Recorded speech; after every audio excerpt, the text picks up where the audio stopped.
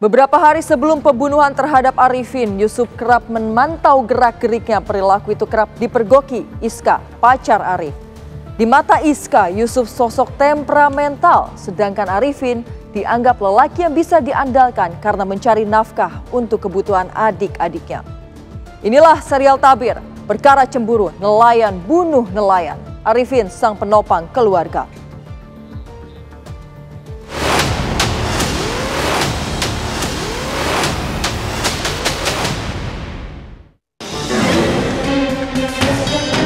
Pelaku ini pernah memiliki seorang kekasih, berpaling ke lain hati. Lain hati inilah kemudian adalah korbannya.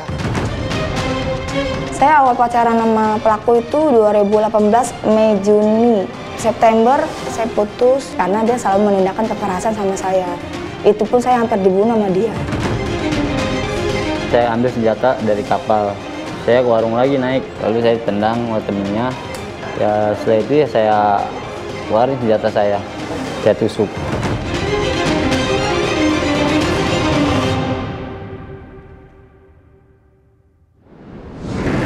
Jam 5 kurang 8 menit kejadian.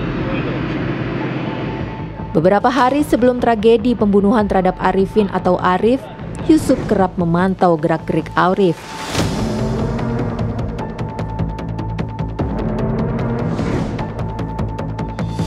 Iska sang pacar korban mengaku sering memergoki Yusuf mengintai Arif. Jadi sebelum terjadi 2 hari lalu itu memang si korban sempat bercerita katanya si pelaku sempat mondar-mandir memantau si korban. Memantau korban, makanya si korban ini sempat bawa tongkat. Saya bertanya, kenapa bawa tongkat? Waspada katanya. Waspada karena si pelaku ini sempat mondar-mandir, jadi udah waspada aja bawa tongkat. Bagi Iska, Yusuf adalah pria temperamental. Jika memiliki masalah dengan orang lain, ia kerap meluapkan amarahnya terhadap Iska. Bahkan, Yusuf tak segan mengancam. Kalau memang nggak ada ancaman-ancaman lagi dari pelaku ini, lu bakal ke rumah gua. Nah, makanya saya ke rumah dia, meminta maaf.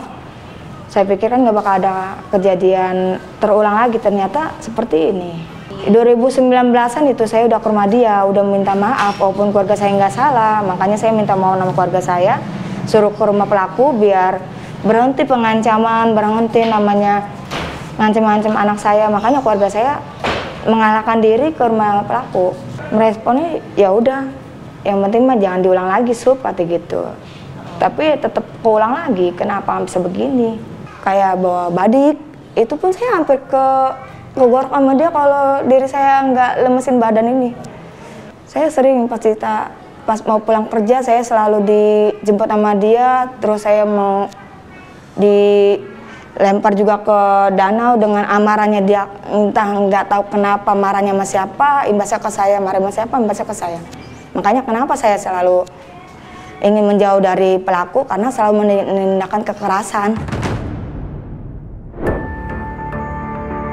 Berkebalikan dengan Arifin kekasihnya, baginya Arifin adalah lelaki yang bisa diandalkan. Ya, alhamdulillah sih baik, makanya saya memilih dia karena dia lebih baik dari sebelumnya. Kayak yang namanya saya perempuan, sebelumnya saya punya pasangan kasar, galak, seperti apa. Makanya saya memilih korban karena dia bisa ngejaga diri saya, bisa melindungi saya seperti apa bisa. Iska berharap Yusuf diberikan hukuman yang berat, apalagi Arif merupakan tulang punggung keluarga. Hukumlah yang seberat-beratnya, hukuman mati, karena dia udah menghilangkan nyawa seseorang yang udah mencari nafkah untuk keluarganya, karena dia tulang punggung untuk keluarganya. Kakak korban Sumatera sesekali bertemu Yusuf dan Arifin di warung tempat mereka beristirahat. Mereka memang sering cekcok mulut. Pas kejadiannya saya nggak tahu. Tahu-taunya sopir datang ke rumah ngasih kabar bahwa ke rumah sakit, meninggal. Langsung kaget dan sedih. Karena apa? Punya adik dari kecil saya urusin sampai gede, sampai dewasa. Setelah begini, tulang punggung keluarga siapa? Anaknya, tetenya, adiknya. Itu punya adik 3. Sumantra mengaku Arifin sudah dirawat olehnya sejak kecil. Arifin pekerja keras yang bisa menghidupi adik-adiknya. Saya mohon ya sama yang punya yang ini, tolong, karena dia tuh sebagai tulang punggung keluarga. Setelah meninggal siapa?